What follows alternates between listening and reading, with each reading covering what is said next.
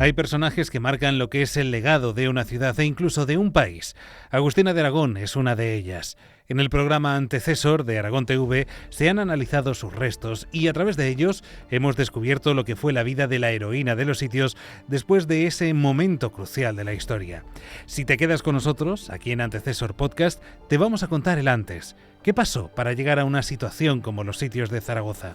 ¿Cómo fue la vida y la resistencia que provocó ese paso al frente de Agustina Zaragoza? Para analizar todo ello debemos empezar por saber qué es lo que sucedió por ese año 1808.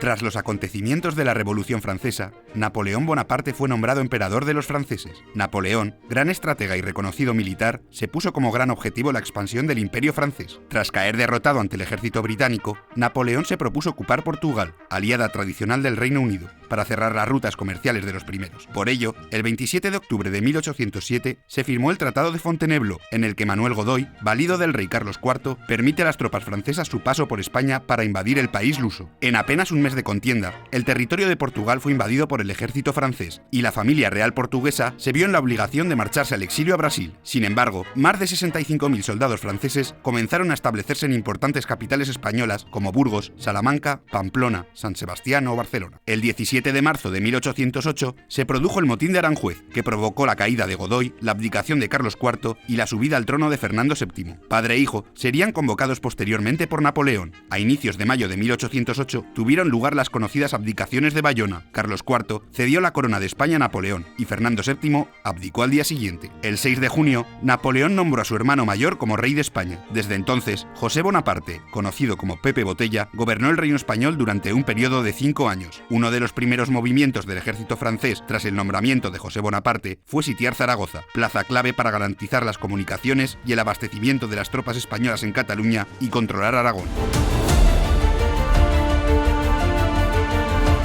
Conocemos, o hemos conocido ya un poco más, la historia relacionada con esa invasión francesa y la imposición por parte de Napoleón de un trono Bonaparte en la figura de su hermano José.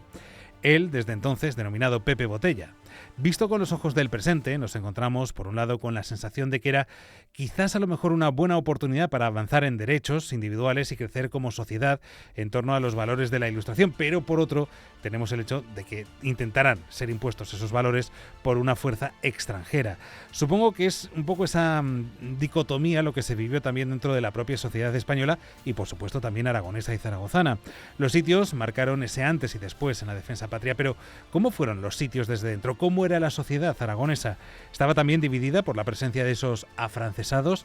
Para resolver estas y otras cuestiones está con nosotros el presidente de la Asociación Cultural Los Sitios. Gonzalo Aguado, ¿qué tal? Bienvenido. ¿Qué tal? Oye, muchas gracias. Bueno, vamos a comenzar por situarnos en el momento justo antes de los sitios, de esa escalada de violencia. ¿Cómo era la Zaragoza de antes de los sitios?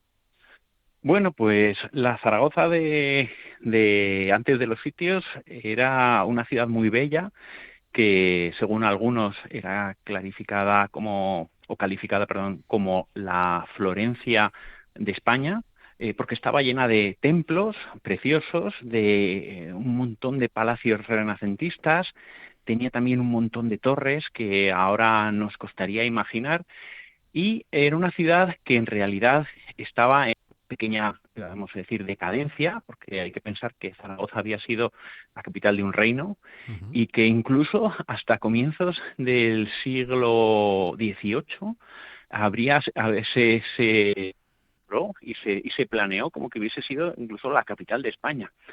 Pero como esas cosas no ocurrieron, y ya nos alargaríamos en otros temas que no vienen ahora a cuestión, pues era una sociedad que en realidad pues estaba en una pequeña decadencia, pero que aún así tenía todavía mucha fuerza. Aquí había una rica burguesía, había una nobleza muy visible, como he dicho, con sus palacios, y un clero también muy fuerte, con un montón de congregaciones repartidas por toda la ciudad. Entonces, bueno, pues este era el cuadro, un poco la foto de antes de los sitios.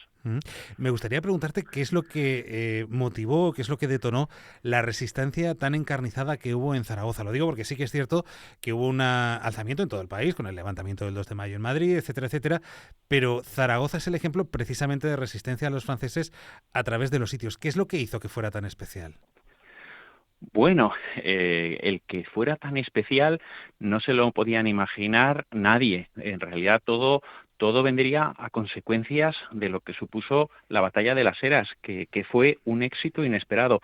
Realmente los zaragozanos, igual que el resto de los españoles, estaban viendo una especie de invasión encubierta de España, ¿no? Esto es como lo que dicen ahora, no, es que es una misión militar especial y tal, pues lo típico, no, que estamos invadiendo Portugal, pero la gente en realidad Son estaba unas viendo, maniobras, ¿no? sí, unas maniobras, pero la gente estaba viendo cómo los franceses estaban ocupando castillos, estaban ocupando fortalezas, estaban haciéndose con las riendas del poder. Y luego, pues ya la chispa que ya hace que Zaragoza se levante es la llegada de las noticias de las abdicaciones de Bayona, porque esto ya es escandaloso, ¿no? Cuando la gente recibe esas noticias dice, bueno, es que nos quitan a los reyes, es que nos van a poner a un intruso. Eh, vista un poco la historia a posteriori y viendo lo que supuso Fernando VII y tal, Tampoco estaría en tan mal que realidad hubiéramos cedido, ¿no? claro, no le dimos tiempo, no le dimos tiempo a la gente en realidad para haber conocido lo que era Fernando VII. Si la gente lo hubiese conocido, a lo mejor habrían mirado con ojos más cariñosos al hermano de Napoleón. Pero bueno, eso es otra historia que no nos llevaría a ninguna parte. La Oye, cuestión es que el 24 de mayo de 1808, los zaragozanos se levantan y es un movimiento y un levantamiento popular encabezado pues por cabecillas locales del pueblo, el famoso tío Jorge, Mariano Cerezo, que van a la audiencia a reclamarle al gobernador militar que entrega las armas al pueblo porque España está siendo invadida y quieren hacer frente a los franceses. Y eso que en Zaragoza en ese momento no había franceses. O sea, pero ese sentimiento es el que hace que esa chispa incendiase Zaragoza y de allí pues fueran a buscar a Palafox y le aclamaran como líder de los zaragozanos y Palafox se vio un poco en ese papelón de decir, bueno, pues ahora tenemos una ciudad levantada que no tiene un ejército, en lo que era el regimiento Zaragoza en ese momento estaba en Oporto, o sea, no teníamos nada, teníamos cuatro gatos, y entonces tengo que formar ahora un ejército de la nada para enfrentarme al ejército napoleónico que no ha sido vencido hasta ahora por ningún país, y encima no sé ni por dónde me van a atacar.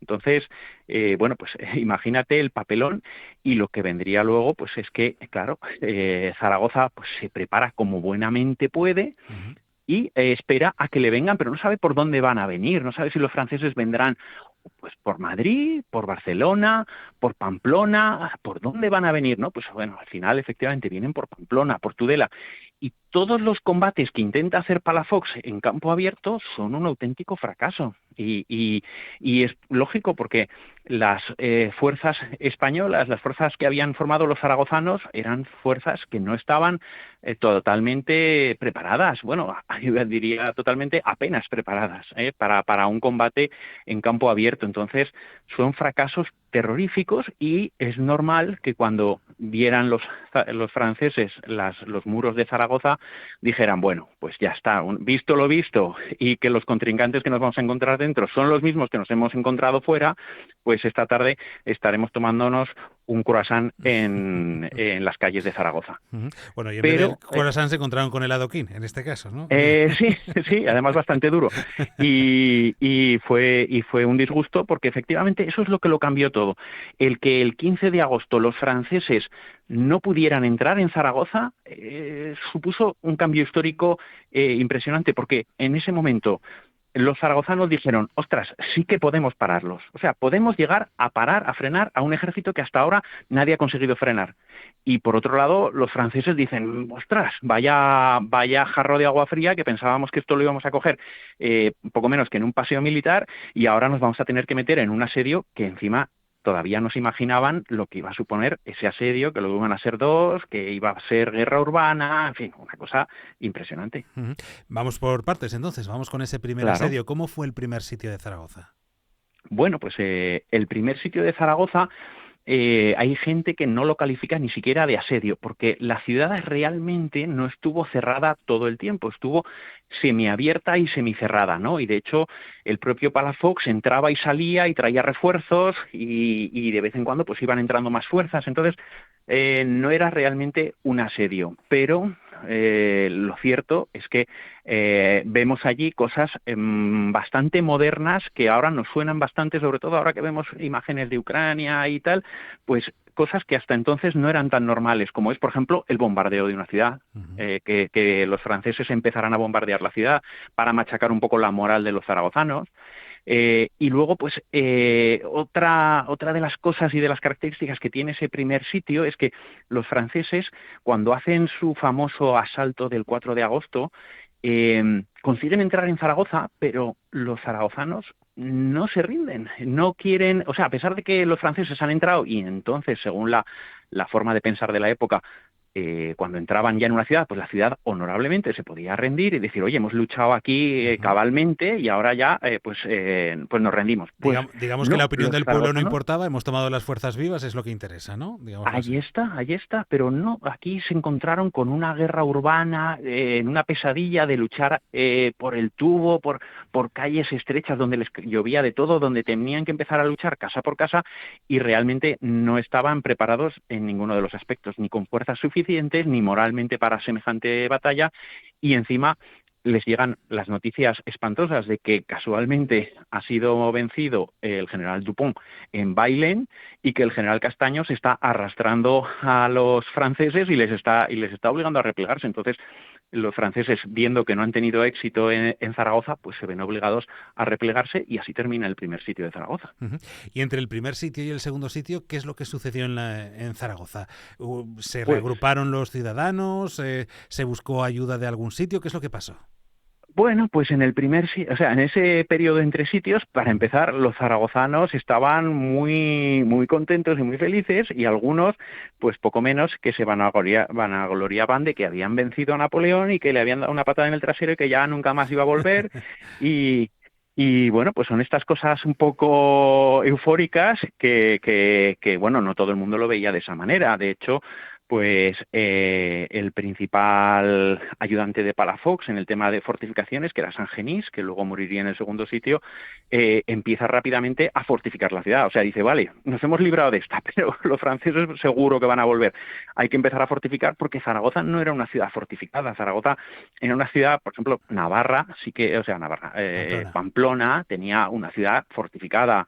San Sebastián es una ciudad fortificada y qué sé yo, Badajoz, Ciudad Rodrigo, pero Zaragoza no. Zaragoza tenía una tapia. En algún sitio todavía tenía restos de las murallas medievales, pero era lo menos. Entonces necesitaba un plan de fortificación, que es lo que empieza a hacer San Genis, y empieza a ordenar, pues eso, convertir unos monasterios que estaban fuera de Zaragoza en auténticos fortines que hagan una defensa exterior que intente frenar o retrasar el asedio y el acercamiento de los franceses. Claro. Ese es el periodo de entre sitios, como decimos, pero llega el segundo asedio a la ciudad y con él finalmente, Claro. como todo el mundo sabe, llegaría la capitulación de Zaragoza. Pero hasta llegar a Mm, ese punto, ¿qué es lo que mm. cambió? ¿Cómo fue ese asedio? ¿Por qué no consiguió resistir la ciudad de Zaragoza? Entiendo porque estaba muy maltrecha, ¿no? Después de todo lo que había sucedido en el primer sitio, pero ¿qué es lo que pasó? ¿Cuáles fueron los motivos que llevaron a Bueno, capitular? aquí bueno, pasaron dos cosas importantes. La más grave de todas, lógicamente, la epidemia. O sea, la epidemia machacó a los defensores. Ahora que sabemos nosotros lo que es una epidemia, nos podemos imaginar lo que supuso defender Zaragoza con 300 muertos al día de epidemia. O sea, eso era una pesadilla auténtica. Pero el tema es que, claro, este varapalo que habían tenido los franceses entre Bailén, retirándose de Zaragoza y tal, pues Napoleón no lo podía aceptar y por supuesto él dice, bueno, creo que me he equivocado al enviar a estos generales, voy a ir yo en persona y voy a aclarar las cosas. Y efectivamente viene a la península, consigue expulsar o medio expulsar a los ingleses Y por supuesto, pues vienen unas fuerzas aquí a Zaragoza, pero ya vienen aprendidas. Ya no vienen como vinieron en el primer sitio, que dijeron, oh, ¿qué pasa aquí? No, ya sabían que aquí iba a haber lío, sabían que habría un asedio, que tendrían que aplicarse con medidas de asedio, con armamento de asedio, que luego habría guerra urbana. Entonces vienen ya muy preparadas. Y aún así les cuesta un trabajo enorme, pero bueno, son como hormiguitas en el asedio, en el arte del asedio, pues hay que llevar pues unas tácticas que si las sigues rigurosamente, pues finalmente acabas destruyendo las defensas. Y eso es lo que van aplicando los franceses, el sistema Vauban, que es un sistema de un ingeniero del siglo XVIII, para construir todas las barricadas, poner las baterías, machacar las defensas y continuar avanzando hasta que entran de nuevo en Zaragoza, hacen la brecha, y en esa brecha pues se vuelven a encontrar con lo mismo que se encontraron al principio, que los zaragozanos no se rinden y que hay una guerra urbana calle por calle y les cuesta atravesar una calle tan sencilla como es pues desde el convento de San Agustín hasta el Coso. Les cuesta aproximadamente un mes llegar a esas distancias. Entonces es todo muy, iba a decir, una auténtica pesadilla para todos, para ambos bandos. Para los franceses es un sufrimiento terrible, pero se suma a esto todo lo que te he contado, que en este periodo entre sitios se ha metido el tifus exantemático en Zaragoza, que se contagia pues por las mordeduras de las pulgas que llevan las ratas y tal, y se coincide esto con el invierno, que la gente que se muere pasa su indumentaria a otras personas, se contagian los piojos, en fin, es un auténtico caos, y esto es lo que realmente va a mermar las fuerzas de los zaragozanos, las fuerzas, porque Palafox, que no era un estratega calificado para la obra tan ingente que tenía, decidió concentrar todas sus tropas en Zaragoza, todo el ejército de Aragón dentro de Zaragoza. Entonces, si realmente no hubiese habido una epidemia, los franceses te aseguro que lo habrían tenido muy difícil, dado el tipo de combates que había para sacar a los defensores. Pero esa epidemia pues fue atroz y acabó descomponiendo. Al final es que no había gente para levantar el fusil. Y bueno, pues sí, como todos sabemos, llega el 20 de febrero y ya con Palafox enfermo también por la epidemia y con tantísimos muertos, pues la Junta de Defensa se ve obligada a firmar unas capitulaciones en Casablanca, que eso tampoco crees que a los franceses les gustó nada, tener que firmar unas capitulaciones. Ellos querían una rendición incondicional y la capitulación pues fue el último disgusto de los franceses, pero bueno, así son las cosas. Bueno, pues así son las cosas y así nosotros queríamos recordarlas en este tiempo que hemos compartido con Gonzalo Aguado. Gonzalo, muchísimas gracias por estar con nosotros, y lo cierto es que, como vemos, los sitios marcaron el devenir ya no solo de una ciudad, evidentemente, sino de todo un país, y fueron clave en ese espíritu de aquellos que querían mantener esa independencia de España respecto a Francia. Sin embargo, está claro que la propia Zaragoza es la que a día de hoy sigue marcada a fuego por los hechos acaecidos durante esos días. Vamos a recuperarla.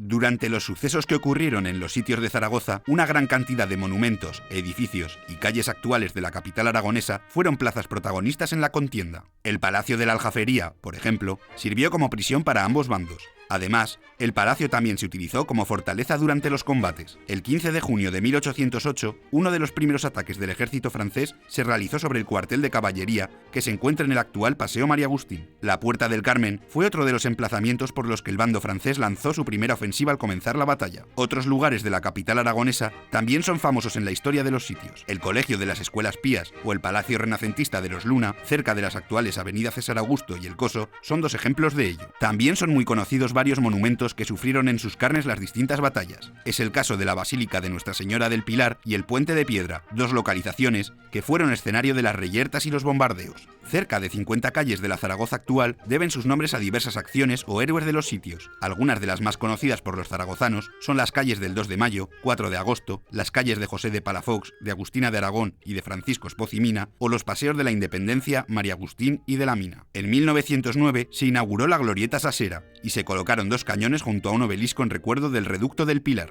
Sin embargo, el lugar que todo el mundo tiene en mente al recordar estos hechos es la Plaza de los Sitios. Para conmemorar el centenario de la contienda, se inauguró esta plaza como homenaje a los combatientes. Actualmente es el punto en el que se ubica el monumento a los héroes de los sitios de Zaragoza.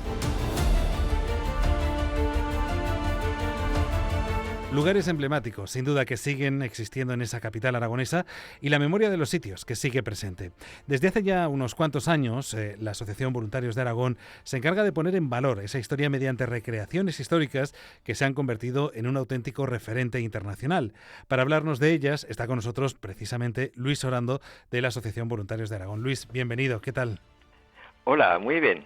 Bueno, Dime. cuéntanos, lo primero es cuándo comenzaron esas recreaciones por parte de la Asociación de los Voluntarios de Aragón. ¿Cuándo decidisteis que había que poner en valor esa historia de los sitios? Bueno, nosotros empezamos en 1999. En ese año no existía ninguna asociación de recreación napoleónica en España y simultáneamente fuimos nosotros y un grupo de La Coruña. O sea, empezamos de la manita en La Coruña y aquí comenzamos vistiendo un poco los actos que hacía la asociación en los sitios, pues íbamos allí, un poco de guardia de honor, y el salto siguiente fueron ya empezar a hacer recreaciones con más gente y formar un propio grupo. Oye, ¿cómo se coordina todo esto? Porque vosotros habéis conseguido reunir ya a un montón de gente, grupos internacionales. ¿Cómo se hace una recreación con el rigor y con el trabajo que vosotros tenéis detrás? Es francamente muy laborioso. Esto, si no fuera porque nos gusta, no se haría. Aquí en concreto Voluntarios de Aragón es todo gente que este es nuestro hobby, nuestra pasión. O sea, no cobramos sueldo alguno. Yo creo que si fuera obligación no nos gustaría hacerlo. Y todos los que vienen son grupos de un poco de ideologías similares de toda Europa, ¿vale? Entonces, principalmente funciona un poco por prestigio y por amistad. Me explico. Nosotros hemos ido a otras recreaciones, nos han visto, les ha parecido que éramos un grupo serio. Luego, pues el trato, pues intentamos llevarnos bien con todo el mundo y tal. Y cuando hay una recreación grande como esta, nadie viene por dinero. Date cuenta de que normalmente se les dan 25 euros por venir, un poco como pequeña ayuda para la gasolina. Entonces, nadie viene desde Polonia en furgoneta o desde Inglaterra en avión por 25 euros. Vienen porque esperan que valga la pena. Entonces, lo que tenemos que hacer es darle un nivel que apetezca venir a los recreadores. Date cuenta que una recreación, si no hay recreadores, no hay recreación. Entonces, nuestro principal fin cuando empezamos a organizarla de cada año es hacer un programa que resulte atractivo para los recreadores, porque tenemos la teoría, que hasta ahora nos ha dado la razón, de que si la recreación queda bien, ya vendrá la economía, el turismo, todo eso viene como una consecuencia, no es nuestro fin. Bueno, ahora te preguntaré qué es lo que os atrae a los recreadores, cuál es ese gancho que vosotros utilizáis, pero como hemos hablado de que comenzasteis vistiendo un poco las actividades de la Asociación Cultural de los Sitios hasta llegar a este salto internacional, ¿cómo fue todo ese proceso? ¿Cuándo disteis el salto? ¿Cuándo empezó a convertirse en algo un poco más grande de lo que en principio vosotros proponíais? Bueno, pues en un comienzo éramos únicamente 2 personas, yo y Manolo Baile. Nos hicimos estos trajes porque nos gustaba la idea de lo que veíamos que hacían en Inglaterra con Waterloo y en Estados Unidos con Gettysburg y tal. Nos hicimos 2 trajes. Y fuimos a un par de actos de estos que hacen el 15 de junio, la Corona de Laureles, y nos poníamos al lado del monumento. Empezó a acercársenos gente, a preguntar, tal, ¿no? Y nos enteramos de que se hacía en La Coruña la primera recreación verdadera que se montó en España grande. Allí el salto al internacional fue desde el primer momento, porque como no había grupos hispanos, ahí vinieron rusos, ingleses, franceses, vinieron de toda Europa, porque el promotor, que era un librero de La Coruña muy fanático de estos temas, consiguió que vinieran a España por primera vez toda esta gente. Entonces ya desde el primer día los conocimos. Les hizo gracia porque éramos los únicos españoles, y entonces ya desde el primer momento hubo buena relación. Y vosotros conseguisteis que llegaran también aquí a Zaragoza todos los años. Decías, ¿qué es lo que os atrae a los recreacionistas? Evidentemente, respecto a La Coruña, nosotros contamos con una ventaja y es la historia de los sitios, ¿no? Que me imagino que para todos los amantes de la cultura napoleónica es algo excepcional. El principal cebo que tiene Zaragoza es exactamente, para los napoleónicos, es ser Zaragoza. Les suena a los polacos, por ejemplo, que vienen, ellos Zaragoza lo tienen en sus libros de historia, porque fue junto a Somosierra las 2 principales batallas en las que combatieron ellos en las filas de Napoleón. Y luego en su subconsciente se ha quedado la idea de que se equivocaron de bando porque luchaban contra los que querían su libertad y tal. Entonces, digamos que se sienten un poco culpables. Y cuando vienen aquí, y hemos estado con ellos en alguna misa poco menos que pidiendo disculpas. Entonces, lo tienen muy metido en su cerebro. Además, ahí la cultura es muy...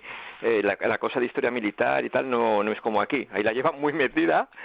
Y también los franceses, es gracioso que los primeros que vinieron venían con miedo, se pensaban que los íbamos a correr a gorrazos o algo así, porque... Claro, que la última vez no les fue muy bien, todo hay que decirlo.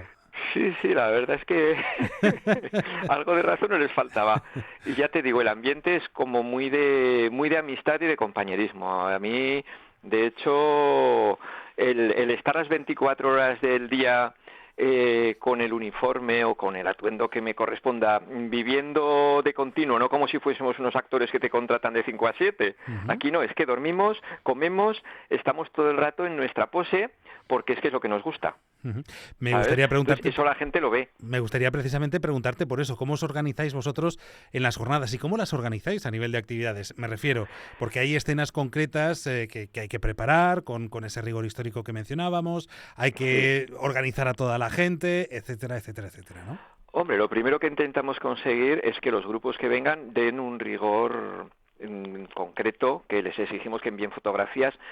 Preferimos ser 300 creíbles que no 500 con grupos de charanga, ¿me Ujú. entiendes? Sí. Entonces todo el que viene ya sabe un poco a lo que viene, que tiene que estar en su papel y mantenerse en él durante los 2 días que dura la recreación. ¿Cómo se organiza? Pues hombre, hay 2 o 3 actos que tenemos que repetirlos porque digamos que han hecho ya tradición, y luego el resto del día pues intentamos implantar novedades para que los que asisten pues también tengan un cebo para venir, porque insisto, si la recreación no la planeamos bien y no la hacemos atractivo, no vienen recreadores, y por mucho público que venga, si no hay recreadores, no hay recreación. Ujú. Entonces intentamos, basándonos en el guión de lo que ocurrió en la realidad, pues vamos intentando cambiar un poquito cada año. Este último año, por ejemplo, introdujimos la figura de Agustina, que por raro que parezca, no la habíamos tenido todavía en la recreación de los sitios. Y salió muy bien. Tenemos el nombramiento de Palafox cuando le hacen capitán general. Ujú. En el campamento se ha engordado mucho la faceta cultural y ahora hacemos el campamento museo que llamamos, que hacemos visitas teatralizadas y guiadas en las que van conociendo un poco pues cómo se vivía, el rol que tenía cada uno. También se han incluido civiles, que en las primeras recreaciones los teníamos un poquito al margen, y aquí en Zaragoza pues tuvieron su importancia, y también dan el tema de indumentaria, los trabajos, la cosa religiosa, o sea, todo un poquito. Se ha ido engordando la cosa y sobre todo intentamos que la gente pues disfrute, y hasta ahora lo estamos consiguiendo. La verdad es que estamos bastante orgullosos de cómo está saliendo. Ujú. Bueno, es para estarlo. Mencionabas 2 citas que no pueden faltar. ¿Cuáles son esas 2 propuestas que no pueden faltar año tras año?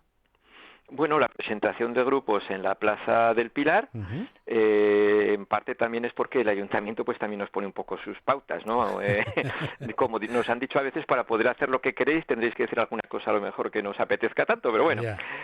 a la gente le gusta el presentar cada grupo que viene, que representan, qué uniformes llevan, contar alguna peculiaridad, y esa presentación de grupos en la Plaza del Pilar la completamos con la revista que pasa el alcalde a los grupos, el izado de banderas y los himnos de los países participantes. Y cada año intentamos homenajear a una nación que intervino en los sitios y que es poco conocida. Por ejemplo, italianos. Nadie piensa en italianos en los sitios. Pues hubo italianos porque había regimientos formados con reclutas italianos, que en aquel momento Napoleón era emperador de Francia y rey de Italia. Entonces hubo italianos, tenemos los nombres, las unidades a las que pertenecían. Otro año homenajeamos a los portugueses.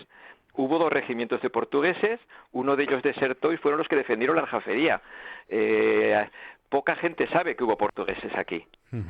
Bueno. Y así hemos ido con los polacos, Francia naturalmente. Ujú. Ya aún nos quedan unos cuantos, porque aquí hubo una unidad que eran los extranjeros de Casa Mayor, que era poco menos que una brigada internacional, o sea que podemos seguir homenajeando, y es un buen recurso también para el año que homenajeamos a los portugueses, pues avisamos a los grupos portugueses y están deseando venir porque les hacemos un homenaje. Hombre, claro. Es también un cebo. Hombre, claro, sí, Vale. señor.